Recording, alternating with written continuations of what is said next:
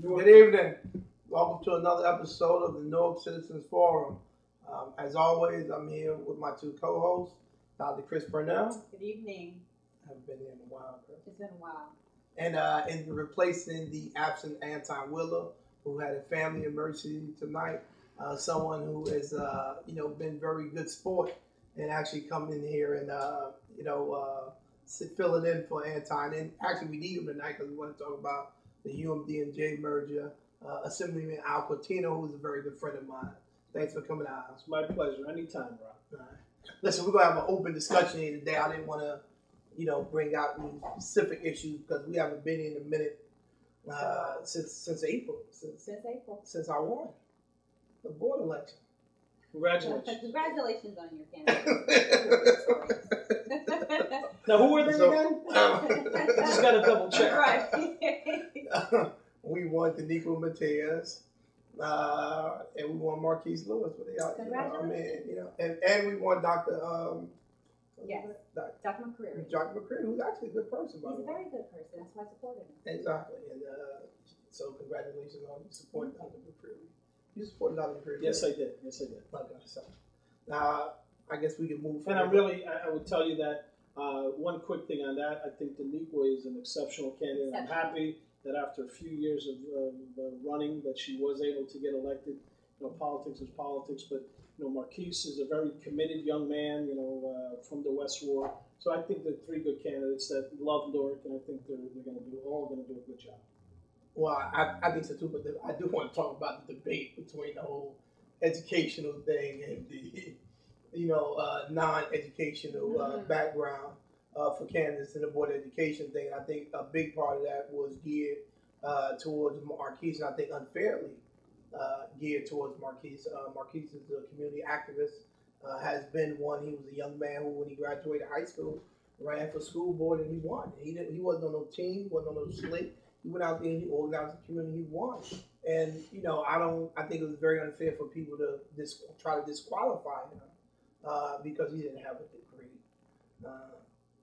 Would you like for me to? I would love for you to respond to that, Dr. Burnell. I said it before, and I'll say it again today. Education is relevant in a school board race.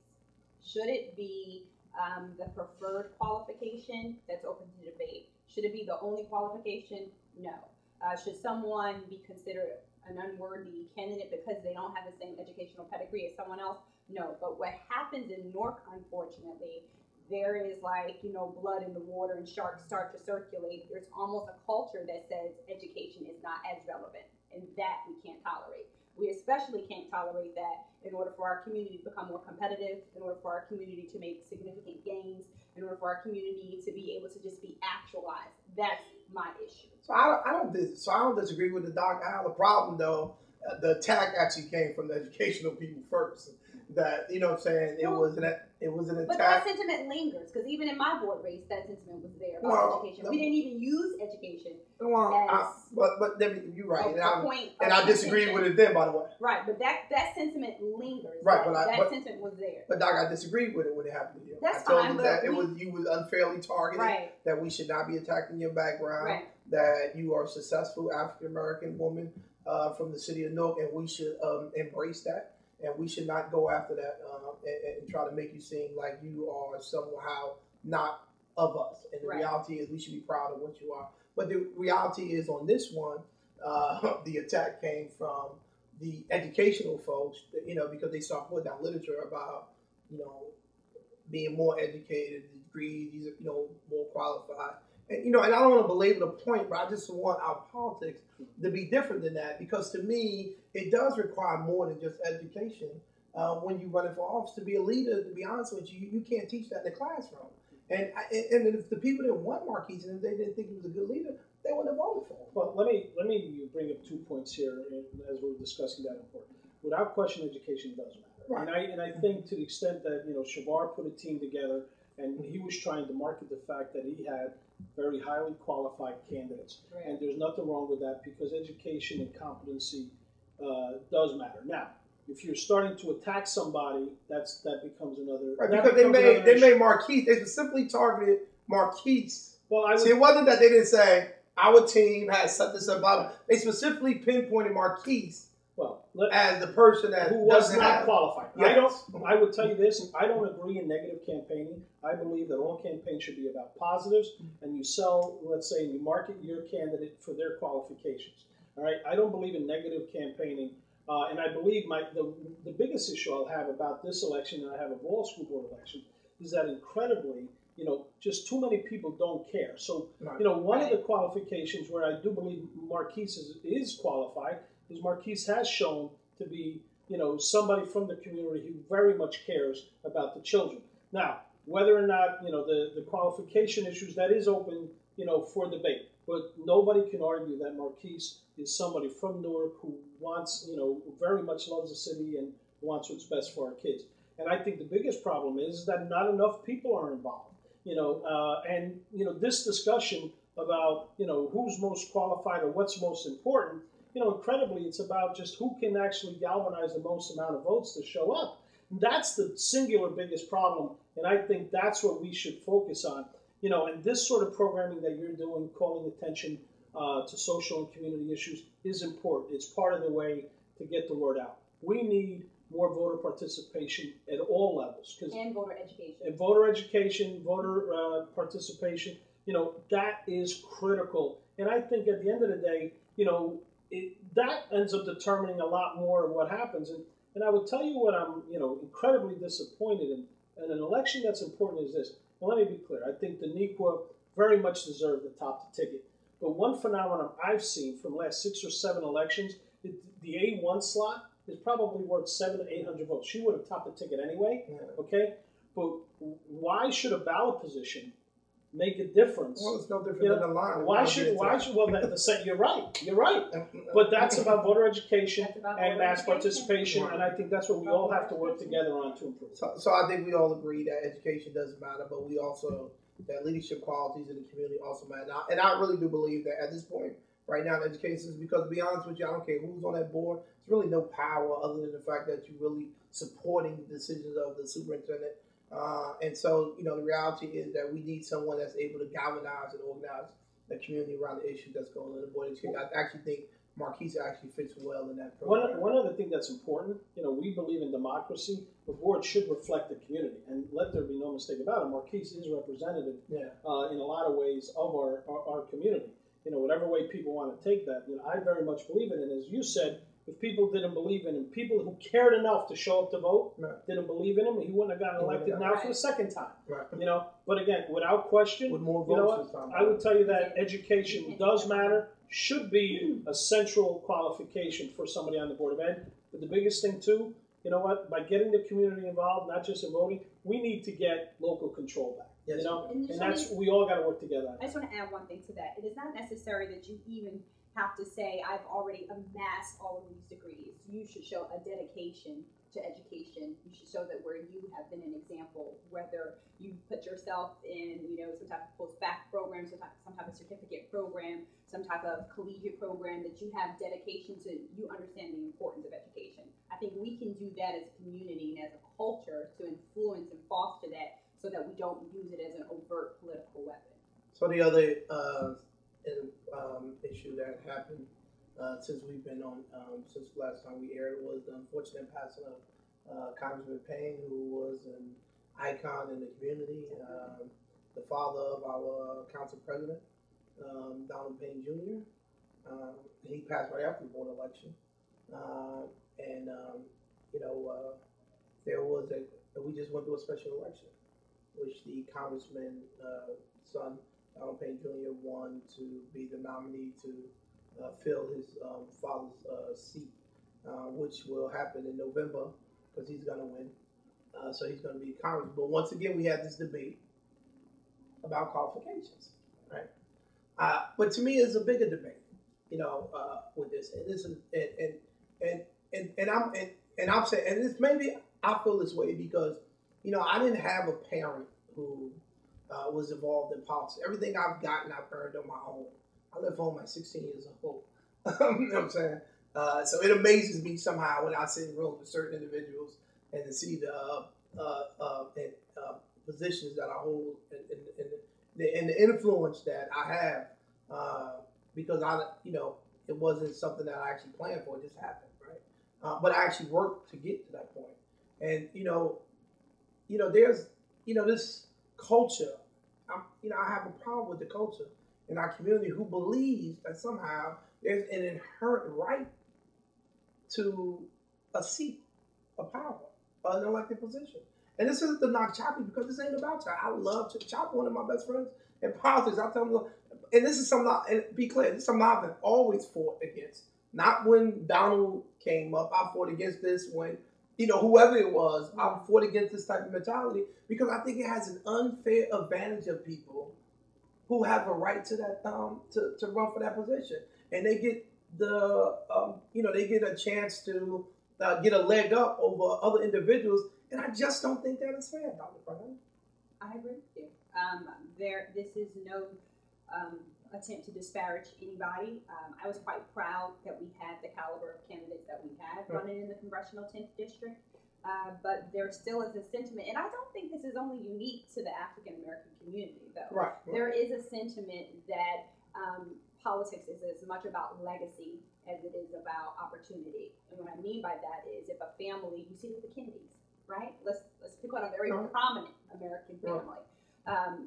That if someone in that particular family holds a particular office, that somehow that office is passed down within the family. And oftentimes what it is that people of younger generations, when they see those in their family of older generations do something, they tend to aspire toward it. They have inside access to things. There's another form of nepotism. I see it at Princeton, right? Legacy. A lot of my classmates, their parents went there. My problem, like you said, is what I always think about. I was that young black girl from East Orange, always clawing and fighting for opportunities that I necessarily didn't have a leg up for. And what I want to see is a leveling of the playing field, where we say, where are the fresh ideas? Where we say, where's the political innovation? Where we say, where are the young progressives who want to add something to their community? And we begin to coalesce around them and to give them the support and the safety to say, this too is reachable. That's what we have to do. If we don't do that, it becomes a protected seat. It becomes something that belongs to a certain and I don't want to put you on the spot here because I know, I understand party politics in this county. Trust me, I do. In this state, unfortunately. And so, but because I really do want to understand it, bro. Because you're one of the ones who always try to make me understand this. You know what I'm saying? That's complicated. Right. You're one of the ones who always try, every time you'll call me, you'll text me, you know what I'm saying? You're always trying to calm me down, trying to get me to understand, there's not anyone out there who doesn't try more than you to try to get me to understand this position in politics that, to me, I got to be honest with you, has only harmed my community. I don't see where it benefits the community when we have this inherent belief that we have to have a certain position when we know we may not necessarily be the person who actually would be the better person for that position. Well, I'm glad you bring this up because I would tell you this. It's a continuation of my first comment earlier today, and it has to do with greater participation. But first, if I may, I would tell you that, we had a tremendous loss in Congressman Donald Payne. And I would tell you, I was blessed to have a very personal and amicable relationship with the congressman. I've done a lot of NGO work at the United Nations, and it was incredible. Whenever I ran into the congressman, I couldn't not have a 20 to 30-minute conversation about the great work he was doing in Washington and even issues in Africa. And very few people would ask him, so he would always go on, tell me everything that was going on. And the one thing I think is important, and you bring up a lot of times that we need the younger generation to get more involved and take responsibility and determining their own future. But unfortunately, there are a lot of older politicians we can't learn from. But one thing I've learned, from Congressman Payne, the late Congressman Payne, is that you can be in this business and be respectful of everyone. And I will tell you that the thing I remember the most is he could disagree with someone without being disagreeable. You never saw him go on a rant. You never saw him be disrespectful to whoever it was. He fought for his beliefs, for his community, but he was always respectful of everyone. And I think we need more of that in politics. I see it, unfortunately, in Trenton, way too much disrespect for people on both sides of the aisle. in Washington. I'm not going to use the word nauseating because we know how people can get in trouble with that word. Since your last program, that's going to come up too. Okay. But it's very important that we have statesmen, and Congressman Payne, without question, was a statesman, and he'll be severely missed. In reference to what you're saying, you know what? Here's what I'm going to double back to. When you're talking about effectually talks about special interests, power brokers, and things of that nature. And I would tell you, aside from legislative work that I focus on, a message I try to pass all the time to young people and to whoever I get a chance to speak to, in person or in programs such as this, is that the way to combat special interests is by mass voter participation. Because what happens is when power brokers see that there's small voter participation, they can make deals with A, B, and C and move their agenda forward. If a totality, let's say hypothetically, complete dream world, everybody voted. A politician who's in office, who's only concerned with being reelected, will by definition have to do what's best for the majority, or else he'll know that he can't get reelected. Unfortunately, what happens between campaign finance issues and power politics, and enabled by incredibly low voter participation rates, you get these sorts of scenarios play out, where possibly a lesser qualified candidate wins because of the power politics system.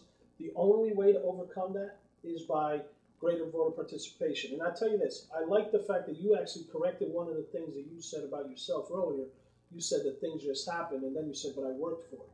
You know what? People want to change the community. It starts with them, and you have to work. It's not easy, but people have to get engaged. You just can't complain. You have to do something about it. And, I give you credit because you've been, you care enough to be involved and to try to educate people and to get engaged. Look, we all make mistakes. I make, God knows I've made plenty of them. And I try to not necessarily make mistakes, but make you aware of more information to help you channel your incredible energy, direct the energy. And I've told different people, it's sort of interesting when I see, it's sort of a paradox, because I'm happy in a way when people get angry at something, because it means they care enough to be angry.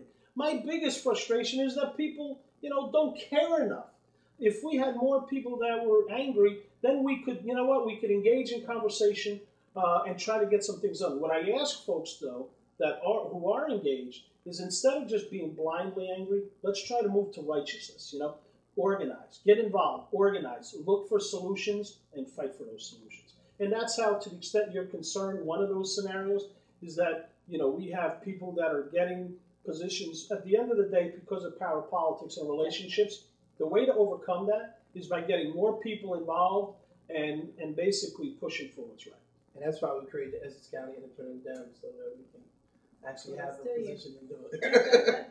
So listen, another thing that happened, and Al mentioned it, and this is the Al Mayo on Meet the Press, throwing our president under the bus with the statement that, Obama's attacks on Bain Capital and Romney's record at Bain Capital made him nauseated, right?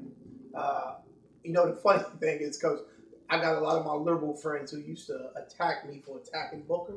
You know what I'm saying? After he made this comment, all of a sudden they texted me and they, you were so right about this guy. Oh, look at him, blah, blah. Listen, Doc, are you surprised? Was I surprised? At one level, I was, because our mayor is very savvy at politics. That's why he said it. And no, I understand that. That's double-edged. It just understands when you're operating in the role of surrogate, you don't have the right to put your opinions ahead of whomever you're representing. And sometimes I think we get caught up in our ambition, or we get caught up, or we lose sight of the exact role that we're playing, because sometimes we play so many roles that we're always preparing for the next role, or how will this affect my move 5 steps later, that he totally lost sight of that and just spoke off the cuff what he actually felt and what he actually believed. But it was a serious faux pas. For me, it wasn't as much that he said it, but then how he had to backtrack and the manner in which the backtrack occurred, and then the play out over the next couple of days, that just made it seem petty at some level. Right. But he wasn't the only person to do it, right? We've Right. seen even, the governor of Massachusetts make a similar statement. We saw former President Clinton make a similar statement. But for me, what it did was it ripped the Band-Aid off that people have also other ambitions, other personal goals that at times do surface and at times may compete against the role they're presently being asked to play. But I didn't appreciate it. But this is, to me, is a bigger point, right? Even with the former President Clinton and with the governor of New Hampshire, Deval Patrick, the problem is that private equity and these they fund these elections. I mean, the money it's nauseating, the money in politics that are buying the politicians who's supposed to be representing the people, and the hypocrisy. What really? Well, I can't say because I'm not surprised about Booker, right?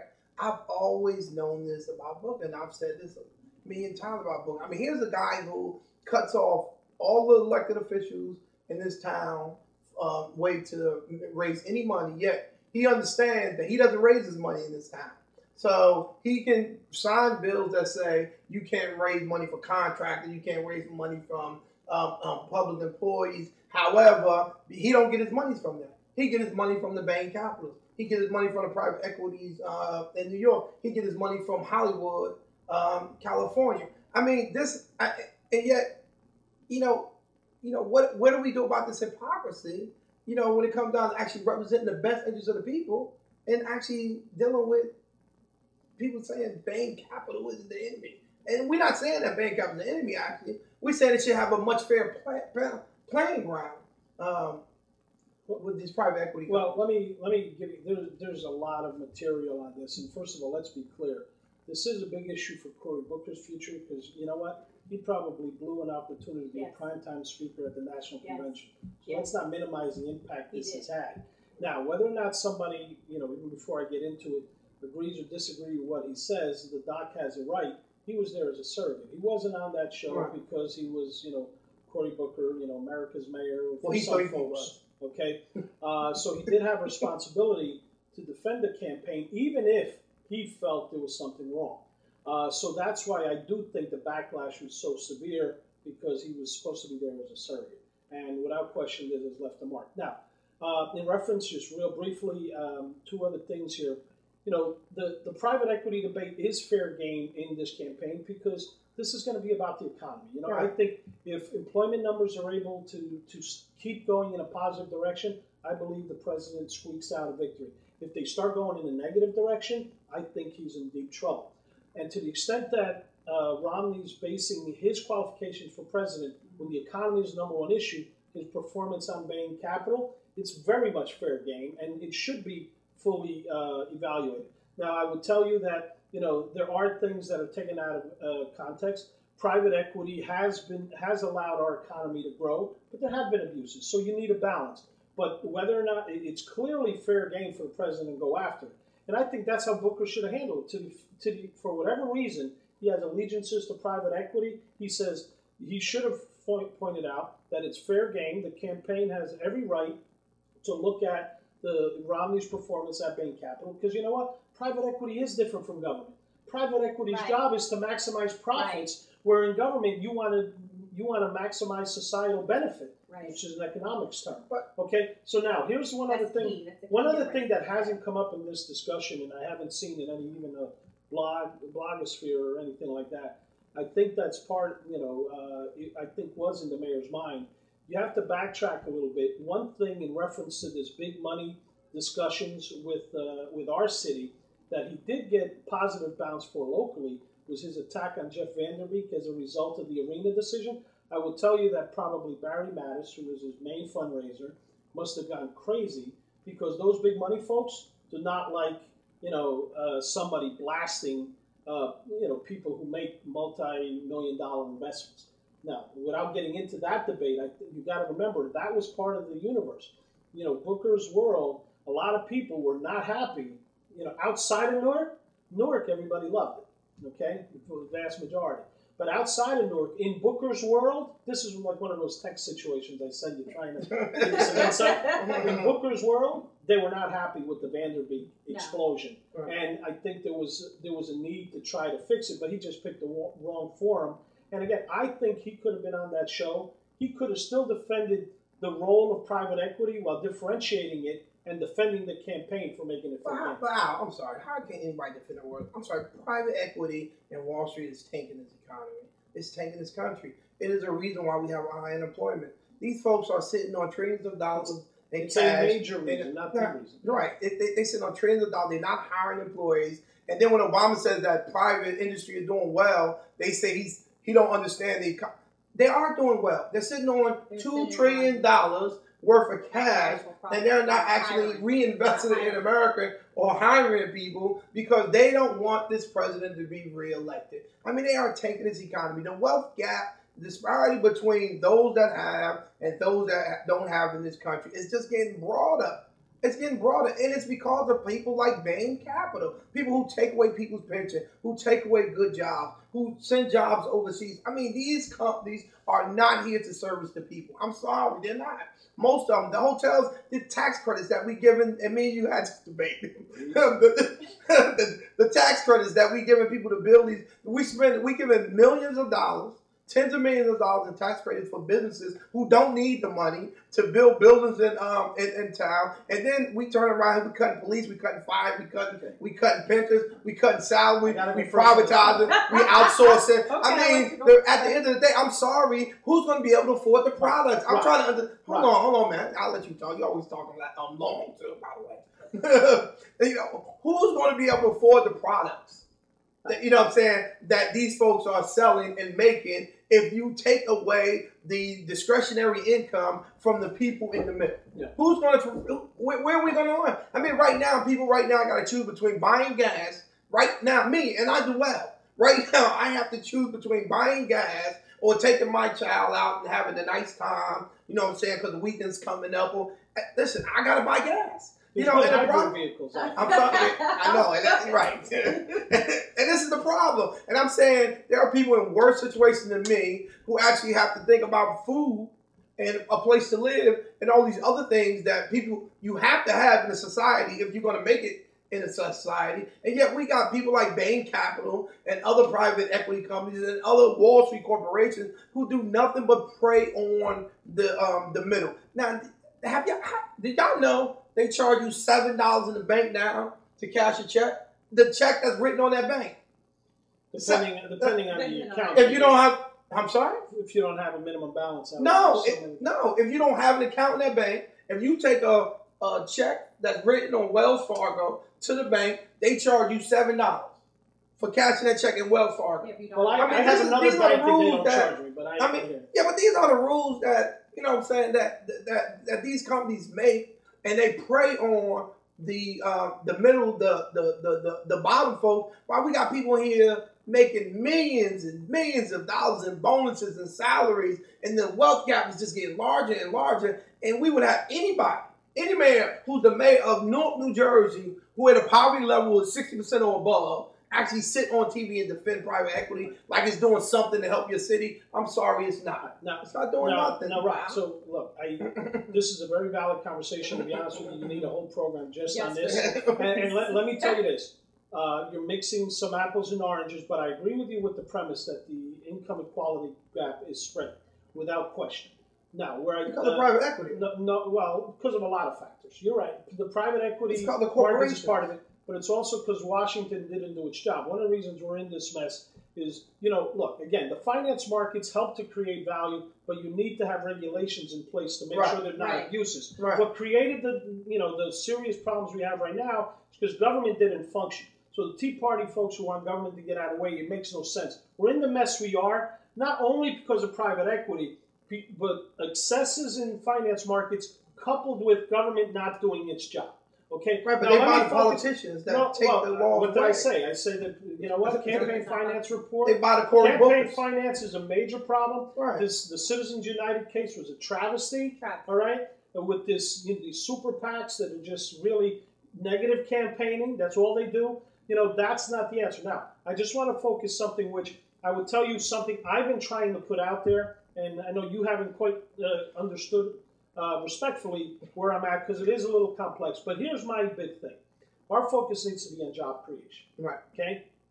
And there's job creation. Good job creation. But there's two main theories. One, which is proven to not work, which is you cut the taxes on the rich and they will trickle down. Right. Okay. Those are the Bush tax cuts. If that would have worked, then why the hell did we end up where we were? Right. It's proven that the trickle down of cutting taxes on the rich doesn't work. What I've been a major proponent of, major proponent of, the leading voice in the state of New Jersey, sometimes together with Senator Lesniak, is that we do targeted tax credits with a net benefit test. So if somebody can prove, rich companies, rich individuals, can prove that they make an investment, if they create jobs, they have to prove that their investment creates jobs. Then they certify that it created certain revenue. We give them some of the revenue that they created back. So why do I bring this up? Because there's some misinformation out there, and I understand when people say, well, Panasonic's going to get $100 million tax credits over 10 years. Understand this. We cannot use one of those dollars to hire a cop because it doesn't exist. It's basically a long-term contract. Panasonic is going to make their investment in building that building. That's going to generate jobs. It's going to generate taxes. They're going to also commit to making new jobs. And if they do everything... I'm sorry, they're going to commit to making new jobs. Yes, part of their grant is they have to create a minimum of 250 jobs and maintain them throughout the life of their tax credit agreement. So every year, they have to certify that the plan that they submitted to EDA, they basically have generated. So here's my point. Panasonic is going to generate $230 million in tax revenue as a result of the project that they were awarded a $100 million tax credit for. So the state benefits. Newark, that's not including the tax revenue that Newark gets. Payroll taxes, they're obviously going to be property taxes. If the UEZ program ever comes back, there's some activity there. But the important thing... they're paying property tax? What was that? They're supposed to be paying a property tax. They'll probably have a pilot, but that's up to the municipal council. The important thing is this. It's bringing jobs. It's bringing economic development to the city of Newark. People are asking me, saying, we desperately need jobs. The construction trades is creating jobs. I would tell you this. When you look at the development that's going on in the city of Newark, fortunately, there's some major projects going on. But let me tell you, if it wasn't for the URB program or the Urban Transit Hub program that I put into law, you wouldn't have Prudential doing another building on Broad Street. You wouldn't have Panasonic. You wouldn't have the Marriott. You wouldn't have Indigo. You wouldn't have Teachers Village. You wouldn't have Wakeford.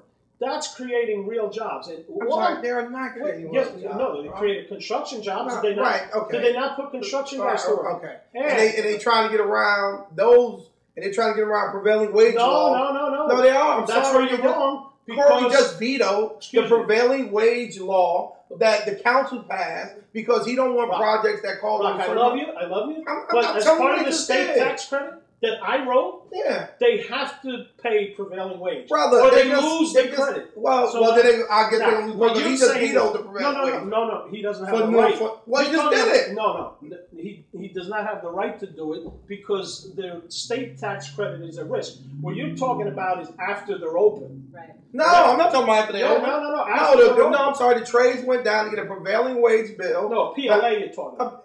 A project labor agreement. Which is a prevailing wage thing. No, there's a difference.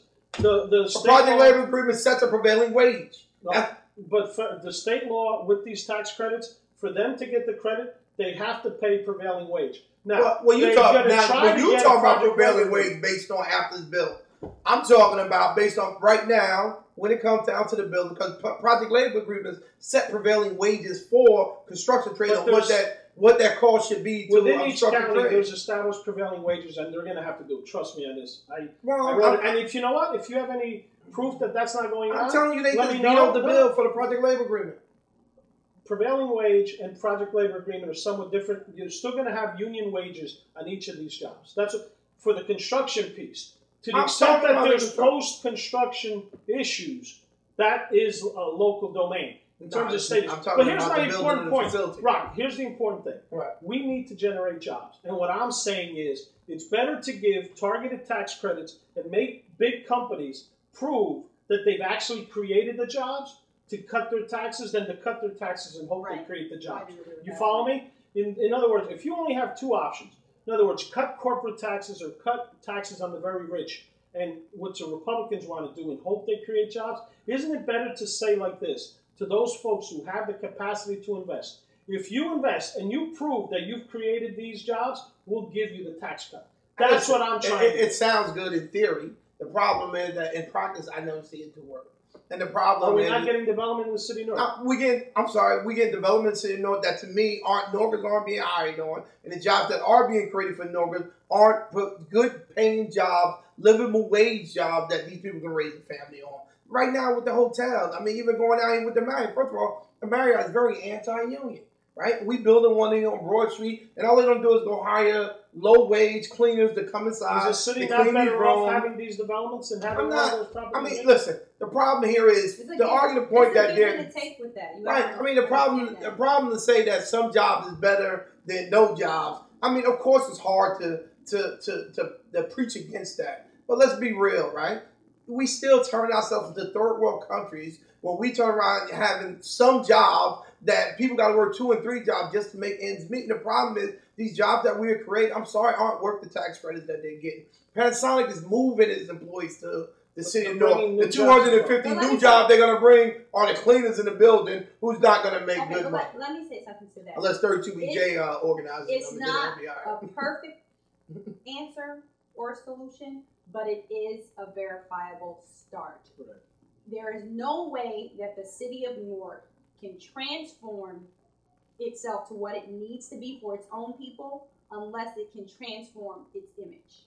There's no way. There's no way we can get neighborhood revitalization on the level that we need to get it if we don't get a rebranding. And I think that's what Mayor Booker first started out to do, but then he lost sight of the average everyday person in the neighborhood who still hasn't seen the effect of the Panasonic necessarily coming to Newark. These are big picture effects right now. Right, but that's what Sharp did. They're not, and I'm not saying, right. He complained about that too. Whoever did it, I'm not saying it's a bad thing. Whoever did it, it's not a bad thing. Because I still have friends. I still have African American friends joking on Newark. I'm mad because they put me up in the Newark Hilton. You know, I still have professional friends saying, why are you in Newark? What is good in Newark? And so until we can continue to claw away at that, and at the same time, which has not happened, this is where it hasn't happened, and at the same time, actually begin to have revitalization in neighborhoods, actually begin to have where the people actually see themselves moving across income gaps, moving across livable wages, moving across what they earn, that's when the whole society as a whole will radically change. But we do need these type of things that are happening before we can get there. Because I want to make sure we have I want to make sure we have time to talk. I want to make sure we talk about UMBNJ. I do. Okay, real quickly, you know what? In terms of job creation, 2 other things I would tell you that I've worked very closely on, and one I know is happening, one I'm hoping will happen. You know, the issue of us getting the lifting of the Bayonne Bridge. Port Newark is expanding. I would tell you, you know, though that is one thing we need to get, you know, Newark residents into port-related jobs, whether it be warehouse trucking or Port Newark. Did you know they took the job, the hiring from the union in Port Newark, and now the company's doing the hiring? Before they used to go through the union. We need to look at these issues, but I would tell you the Port Newark Container Terminal is already investing $500 million to double down. Global in Bayonne is doing $500 million. So I'm really happy. You know, I led the fight on that, and I think that our port's going to be strong for a long time to come, which will also help Newark because there'll be more profits in the port, means more revenue for the city in terms of their pilot. The other thing I wanted to say is I negotiated with Amazon Corporation. They're going to do 2 warehouses in Jersey. Those jobs are a little bit, there have been some issues in other states. We have assurances, you know, with OSHA and stuff like that. And I'm hoping that one of them will come to Newark. I would tell you, you know, we're having a problem. South Jersey is so desperate. They are basically opening, you know, they're opening themselves up and literally giving stuff away. You know, again, in fairness, it was my role as Commerce Chair. We were able to get a deal. So Amazon will be doing 2 warehouses in Jersey, bringing 1,500 jobs. I'm hoping to get one of them in Newark, but, you know, we'll have to see how that goes. I want to move on, but, you know, it's funny how corporations have starved this country so bad that now we actually giving them land to do, but they've been successful over the years, haven't they? And we just keep on making them successful. So listen, brother, these UMDMJ thing, I'm not really that versed on the UMDMJ situation. So if you take the last few minutes to, I mean, I just got involved into it with the unions and us actually trying to make sure that the workers in UMDMJ are going to be covered on whatever the agreement is going to be, and that it's not going to affect the workplace. But there's some history with UMDMJ, and I actually just took the agreement yesterday that was signed. The original agreement, and so I'm just taking some time this week and actually go through it and read it so I can get a little bit more versed on. But there was a lot of broken promises in that agreement that never happened with UMGA. Now I don't know why it is that we bring it up now, 40 years later. I'm saying that I'm really kind of odd that all of a sudden now we're bringing up this agreement that we never pressed them on in the past, but. I just need you to update the folks on what's going on with UMDNJ because we need to get people involved, and what I'm saying that what might happen there. Well, interestingly enough, the last program I was on, I actually said there was some community meetings about that whole process. To make a long story short, and obviously give Dr. Purnell a chance to comment as well. What's going on is for quite a while, the state has been trying to reorganize the medical school system in the state of New Jersey. And the reality is Rutgers, New Brunswick wants Robert Wood Johnson Medical School and some other assets that are in New Brunswick to basically allow them to get more grants and to partner with pharmaceutical companies to do a lot of R&D work. Now, what happens is, so they tried this. This is now the third attempt to reorganize higher education. Now, let me be clear what I've said in state hearings and community hearings, and I'll say it here again. I have nothing against Rutgers University becoming a world-class university. And if by having the medical school associated with it will allow them to do it, fine. What my problem has been, and the delegation, the Essex legislative delegation has been fighting against, is that you can't do it at the expense of Newark. UMDNJ is a big part of Newark. There's 8,000 jobs based in the city of Newark with UMDNJ. And there's also a very singular issue which remains my principal concern, which is University Hospital. University Hospital is the ultimate safety net hospital in the state of New Jersey. It is critical to the city of Newark. It's very much part of the history you talked about in the riots of '67, and you have to remember the creation where they used eminent domain to develop UMDNJ was one of the issues that really created a lot of unrest in the city. There were other factors as well, of course. And the big thing was University Hospital was sort of something that was then agreed to try to make peace with the city because of what had happened. So now, here's where we are. There have been some very powerful people trying to reorganize this, and where we are right now is because there's a whole lot of bonding issues, a lot of complicated financial information. But the proposal, as we are airing this, is for Rutgers University to take all of UMDNJ, including its debt.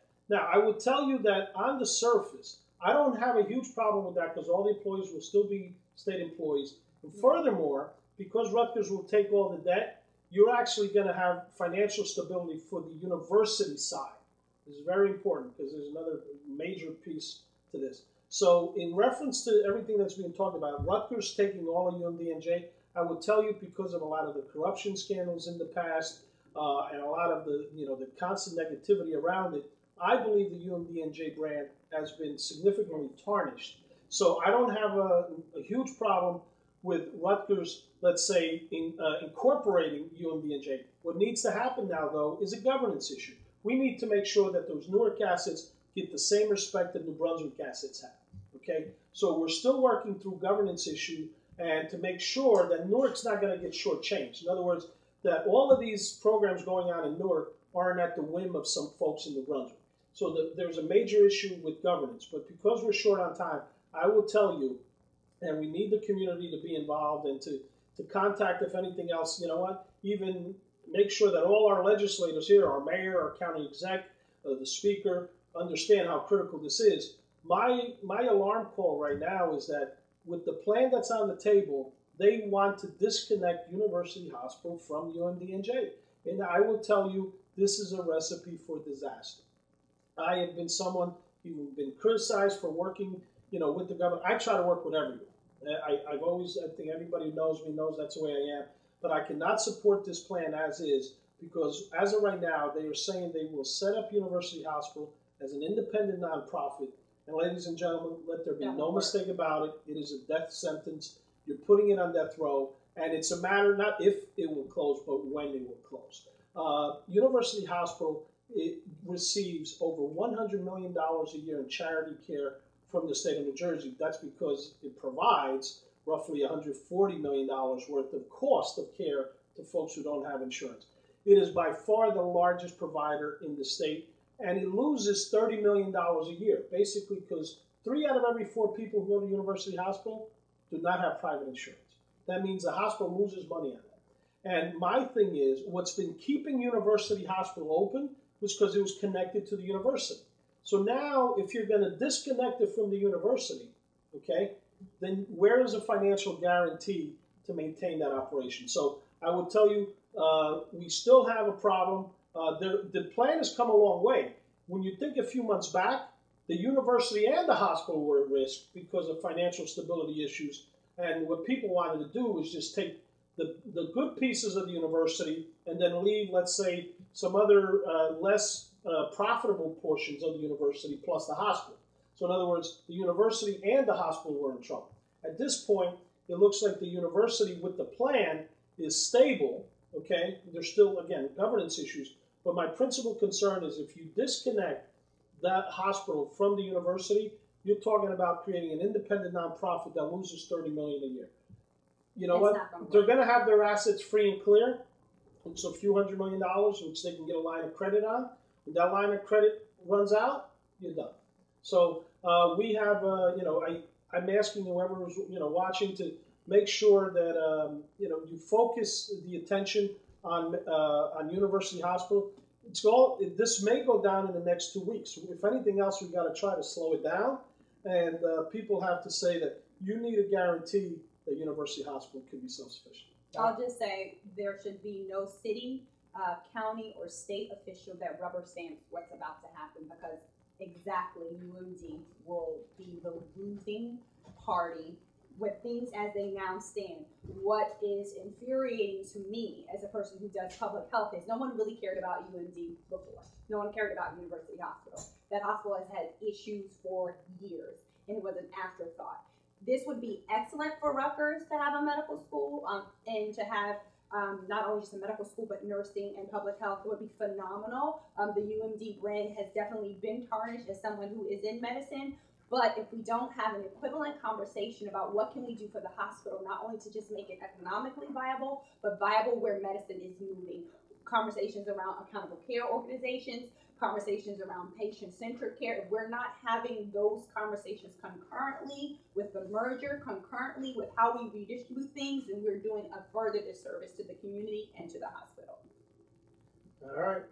Yeah, I heard it from Dr. Assembly. Is there anybody that should be contacted? Well, listen, I'm asking you to reach out to all the Essex officials, but also, you know what, to the governor's office, to Senate President Sweeney's office, whoever, you can reach out to, make it very clear. We have to save University Hospital. And I will tell you, the other voice who's been very strong on this, I love Senator Rice. Senator Rice has been very upfront on this, and we're going to do our part. We may end up on the minority. We need you to make everybody, if anything else, let's focus on the Essex delegation, make sure people stay strong, that we cannot agree to something unless University Hospital has a guarantee long-term. Let's be clear, we're not trying to stand in the way of progress. We want Rutgers to be great, but don't do it at the expense of University Hospital. And we need our city officials to have voices on this. That's right. Well, the mayor said he has a voice on this one. It needs to be spoken. All right. So listen, this is going to be an ongoing issue. I'm sure we're going to be discussing on numerous occasions. So listen, I want to thank my 2 guests tonight, Dr. Chris Burnell and Assemblyman Albert Cortino for sitting in for Anton. We'll see you next time on the Newark Citizen Forum. Thanks a lot. Go well. So your members, well,